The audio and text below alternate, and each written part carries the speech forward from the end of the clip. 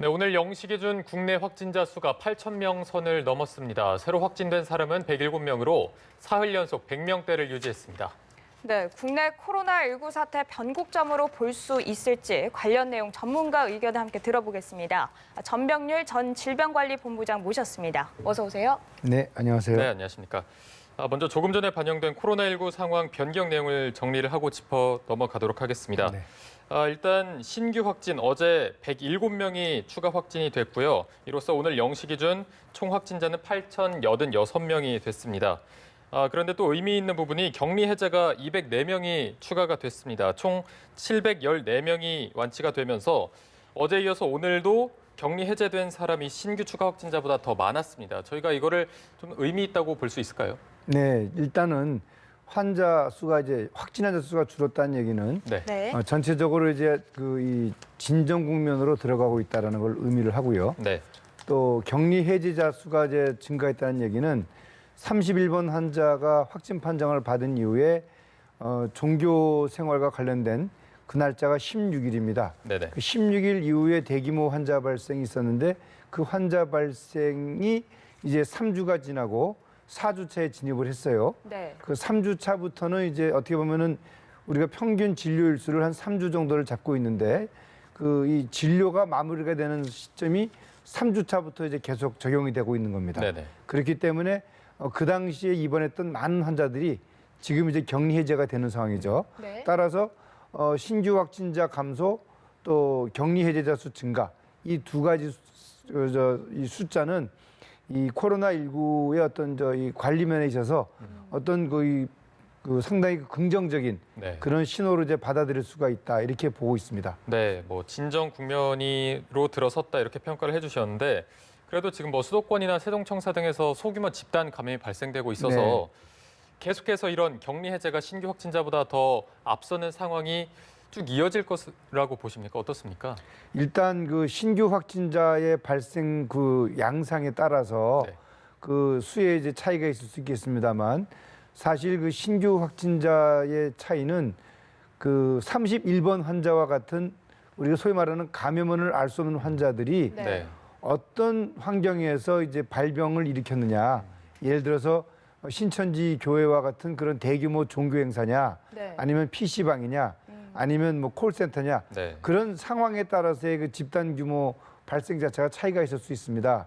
그러나 그것들은 우리가 예측을 할 수가 없죠. 네. 네. 그렇기 때문에 개인 위생 수칙을 철저히 지킨다면 집단 발생을 줄일 수가 있고 또 상대적으로 격리 해제는 앞으로 계속해서 늘어나기 때문에 네. 어떻게 보면은 첫 번째 격리 해제 늘어나는 부분은 상당히 긍정적인 신호고 그다음에 신규 환자 발생의 양상은 우리 시민들이 얼마나 개인 위생 수칙을 잘 지켰느냐에 따라서 결정이 되는 그런 숫자라고 할 수 있겠습니다. 네.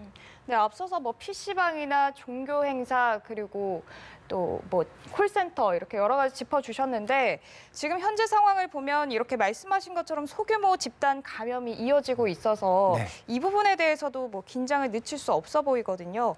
뭐 동대문구에 있는 최근에 동안교회에서 또 PC방으로의 이렇게 전파도 있었고 네. 이런 걸 보면 굉장히 이런 소규모 집단 감염이 문제가 되고 있다 이렇게 보이는데 일단 최근에 이 교회에서 단체 수련회가 있었고 이거를 강행을 했고 또 이 네. 부분을 쉬쉬하고 좀 숨겼다, 은폐를 했다 이런 부분이 또 문제가 되고 있고 비판을 받고 있어요. 이렇게 좀 숨기게 되면 방역을 하는데도 문제가 되지 않을까 이런 생각이 그렇습니다. 드는데요.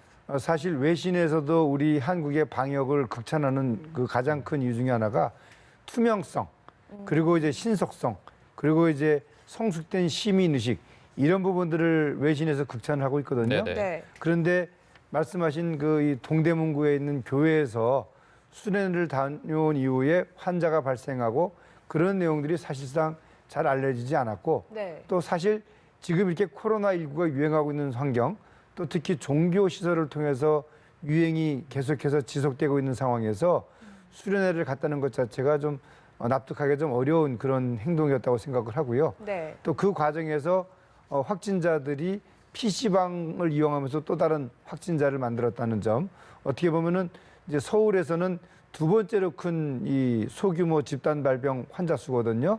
앞으로 이런 종교 활동 등을 통한 환자 발생에 특별히 유념을 해주셔야 될 것으로 생각을 합니다. 네. 또 오늘 주말을 맞아서 아직까지 뭐 외출 활동을 자제하는 분위기이긴 하지만 종교 활동을 하는 단체도 있거든요. 뭐 네. 가족이나 교회 모임, 2차, 3차 그룹 감염으로 이어질 수밖에 없을 텐데 어떤 그룹에서 가장 조심을 해야 한다고 보십니까?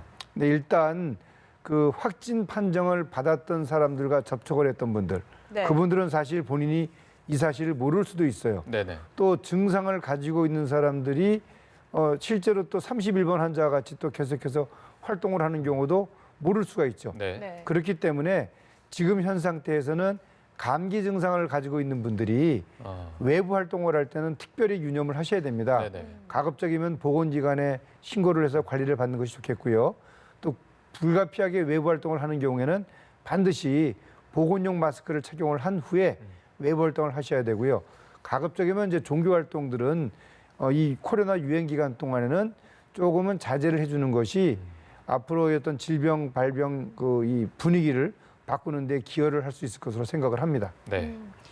유증상자와 이렇게 접촉을 하는 걸 최대한 피하면 좋겠지만 말씀하셨던 것 중에 들어보면서 궁금증이 생긴 게 그렇다면 증상이 나타나지 않는 무증상자 같은 경우에는 본인도 사실 모르기 때문에 이 사람들과 접촉을 할 경우에 좀 우려가 되겠다 이런 생각도 들더라고요. 네, 사실 의료진들조차도 네. 환자를 진료할 때 이 코로나19의 증상 자체도 상당히 다양하고 또 심지어는 이제 증상 자체가 없는 분들이 있기 때문에 사실상 관리가 쉽지는 않습니다. 그렇기 때문에 증상이 없는 분들과의 대화를 하더라도 우리가 요즘은 사회적 거리두기라는 운동 있지 않습니까? 네. 네네. 그래서 가급적이면은 그 비말이 도달할 수 있는 거리인 2m를 넘어서는 그런 환경에서의 접촉을 하고 또 불가피하게 그런 만남이 유지가 된다 하더라도 네. 손 씻기 상황을 철저히 해야 됩니다. 특히 이제 이 비말이 손에 묻어서 손을 통해서 감염이 되는 경우들이 자주 있습니다. 그렇기 때문에 수시로 손을 깨끗이 씻음으로써 다른 사람들에게 이 코로나19와 관련된 비말이 전달되지 않도록 하는 그런 행동을 하면서 활동을 한다면은 이 코로나19의 유행, 확산, 전파 이런 것들을 좀 최소화할 수 있을 것으로 생각을 합니다. 네. 네. 그 말씀해주신 사회적 거리두기가 저희가 뭐 2m를 지켜달라고 당부를 하고 있고 주말에도 네. 이런 거를 적극 동참해달라고 당부해드리고 있는데 이게 중국에서는 어떤 한 보도에 따르면 4.5m 떨어진 승객이 네. 여기에 감염이 됐다라는 말이 있어서 조금 더 불안해하는 측면이 있는 것 같아요. 이럴 때는 좀 어떤 식으로 대비를 해야 될까요? 이제 그 사례가 실제 어떤 환경에서 확인이 된 부분인지가 참 저로서는 이제 잘 납득이 안 가는데요. 네네네.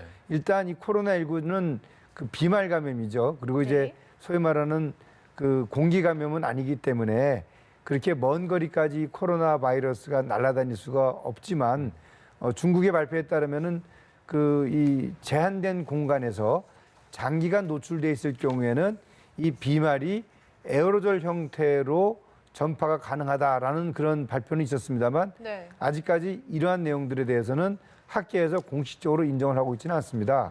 따라서 이 대중교통 시설을 이용하는 경우에 혹시나 이제 좀 불안감이 있다 하더라도 네. 제일 중요한 점은 비말을 전파하는 그런 행위를 대중교통 시설에서는 하지 않는 것이 좋겠죠. 예를 들어서 이 기침이라든지 또는 장시간 대화를 한다든지 이제 그러면 이제 비말이 전달될 수 있거든요. 네. 그래서 대중교통 시설에서는 그런 이 행위들이 최소화될 수 있도록 노력을 해주셔야 되고요. 또 가급적이면 또 증상이 있는 분들은 마스크를 착용함으로써 그런 접촉의 기회를 차단하는 것이 대단히 중요하다고 할 수 있겠습니다. 네. 그렇다면 말씀해 주셨던 그런 부분만 잘 지킨다면 대중교통을 이용해도 크게 뭐 걱정하거나 이러지는 않아도 된다 이렇게 이해를 해도 되겠습니까? 네, 그 2009년도 신종플루가 유행했을 당시에도 또 2015년도 메르스가 유행했을 당시에도 네.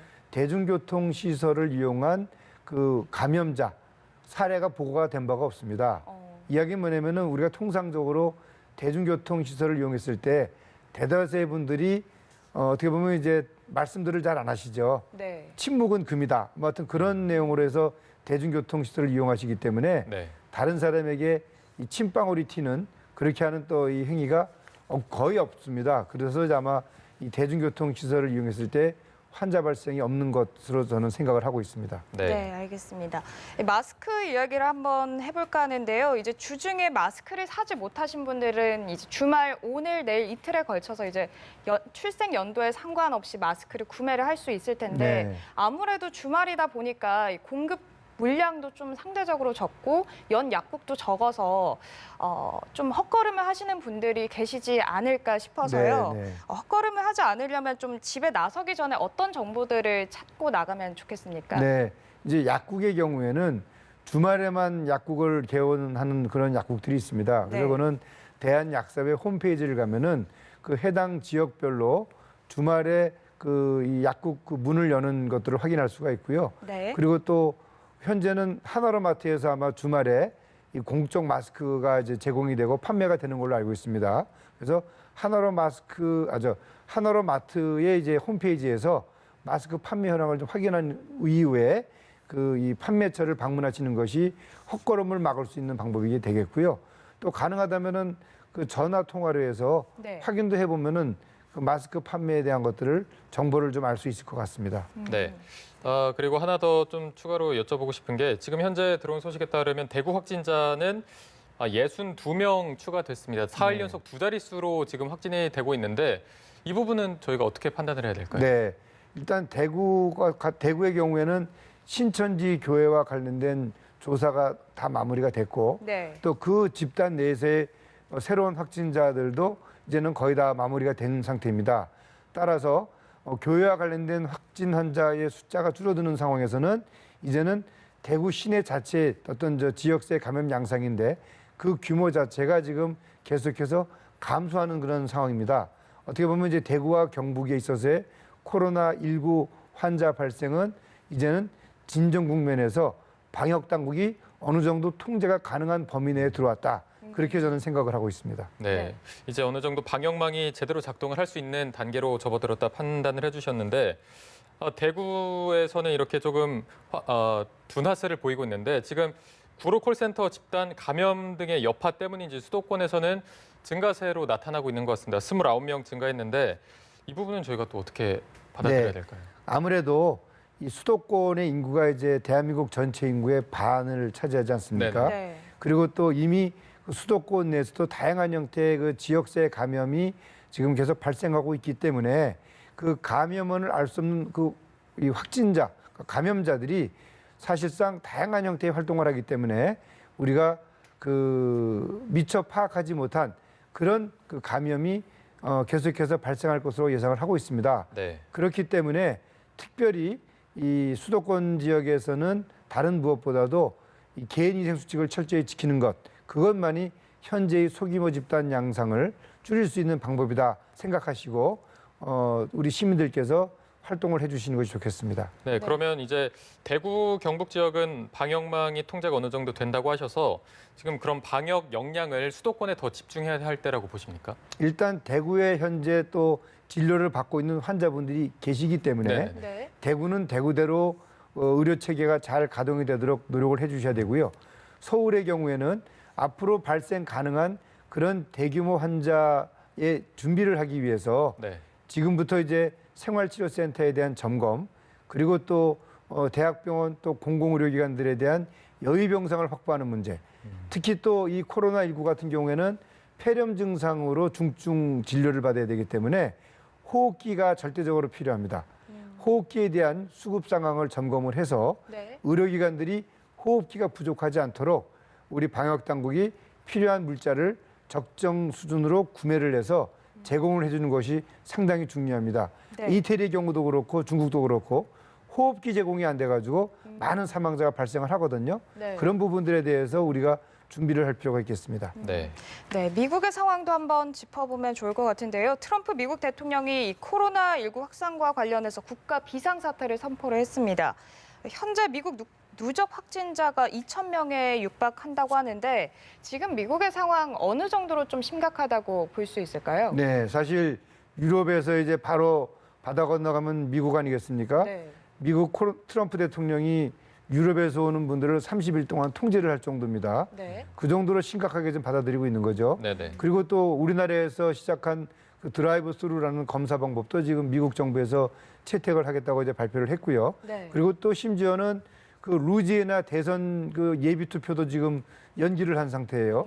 이렇듯이 미국 정부나 미국 시민들은 이 코로나19에 대한 불안감이 좀 상당한 수준에 이르렀다고 저는 생각을 하고 있습니다. 네. 따라서 미국 정부가 그 특히 이제 이 코로나19와 관련된 그 이 정부 예산도 그 비상사태에 준하는 그런 상황으로 해서 예산을 동원해서 필요한 뭐 물자를 구매할 수 있도록 그렇게 지금 조치를 한 상태이기 때문에 당분간은 미국에서도 이 코로나19에 대해서 이 정부 당국은 물론이고 미국 국민들도 네. 상당한 경계심을 갖고 여기에 대한 대응 방안을 강구를 할 것으로 그렇게 생각을 하고 있습니다. 네. 이러한 조치들의 하나로 지금 우리나라에서 하고 있는 승차 진료 검사 방식을 미국에서도 추진한다고 밝혔는데 아까 말씀해 주셨지만 현재 외신들도 우리나라의 그 진단 방식에 대해서 굉장히 호평을 하고 있는 상황인데요. 우리나라가 이렇게 코로나19 방역에서 어떤 선도적인 역할을 할 수 있게 된 이유 같은 게 어떤 거 있다고 보십니까? 네. 우리가 이제 2009년도 신종플루, 2015년도 메르스를 경험을 하면서 네. 상당히 이제 준비에 대한 그런 그 인식을 많이 하고 또 실제로 준비를 많이 해왔습니다. 근데 특히 이제 진단 키트와 관련돼서는 우리 질병관리본부가 이 바이러스를 확보한 이후에 바로 관련 학회 그리고 네. 또 그 기업들과 함께 이 진단 키트를 개발하는데 노력을 했고요. 또 그런 노력의 결과 식약처와 또 질병관리본부가 신속 진단 제도라는 걸 통해서 바로 적용을 했습니다. 네. 그것이 실제로 신속한 진단이 대규모로 이루어지는 데 기여를 했고요.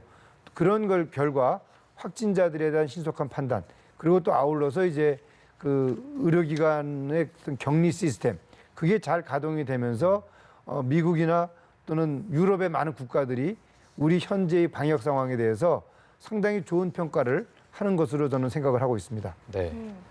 앞서서 짚어주셨지만 이 유럽에서도 지금 코로나19 확산세가 굉장히 무섭거든요. 특히나 이탈리아 상황이 굉장히 심각한 것 같은데 여기 자료를 보면 하루에 250명의 신규 사망자가 발생했다 이런 소식이 네. 들어와 있어서 이탈리아면 사실 유럽도 그렇고 선진국인데 이렇게 선진국에서 사망자가 굉장히 많이 나왔다는 건 좀 어떻게 보면 충격적일 수 있는 부분이거든요. 우리나라의 시스템 그리고 유럽의 의료 시스템 좀 어떤 차이점이 있길래 이렇게 사망자가 굉장히 많이 나왔다고 볼 수 있을까요? 네, 일단 의료 시스템의 어떤 차이라기보다도 네. 그 일시적으로 대규모의 환자가 발생하는 상황이 되다 보니까 이 환자들이 진료를 받지 못하는 그런 상황에 이르는 거죠. 네. 우리가 이제 경험했던 대구 경북에서의 초창기 상황, 당시에는 환자들이 의료기관을 방문하지 못해서 상당히 어려운 위기에 처했었거든요. 네. 또 중국의 우한 경우에도 환자들이 일시에 과도하게 발생을 하니까 의료기관에서 진료를 받지 못하는 거예요. 지금 이태리의 상황이 바로 의료기관에서 진료를 받지 못하는 그런 상황이고 네. 또 설사 의료기관에 가더라도 의료인의 절대 부족, 또 의료의 장비, 예를 들어서 호흡기 질환이 있는 환자에게 산소를 제공을 해줘야 되고 네. 또 인공호흡기를 부착을 해줘야 되는데 그런 것들이 지금 절대적으로 부족하다고 합니다. 이제 그런 것들이 이 사망자를 증가시키는 요인으로 작용을 했고요. 네. 또 하나 이태리의 그 이 고령화 추세가 전 세계에서 65세 인구가 23%로 일본 다음으로 많은 국가입니다. 그러다 보니까 이 고령자분들이 이 코로나19에 감염이 되면서 급속히 상황이 악화되어 사망자가 증가되는 것으로 저는 생각을 하고 있습니다. 네. 따라서 이러한 문제는 선진국일수록 그리고 또 이 고령화 인구가 많은 그 나라일수록 그 갖게 되는 공통적인 상황이 될 것으로 저는 예측을 하고 있습니다. 네, 알겠습니다. 오늘 의견은 여기까지 들어보도록 하겠습니다. 지금까지 전병률 전 질병관리본부장과 함께 이야기 나눠봤습니다. 오늘 고맙습니다. 고맙습니다. 감사합니다.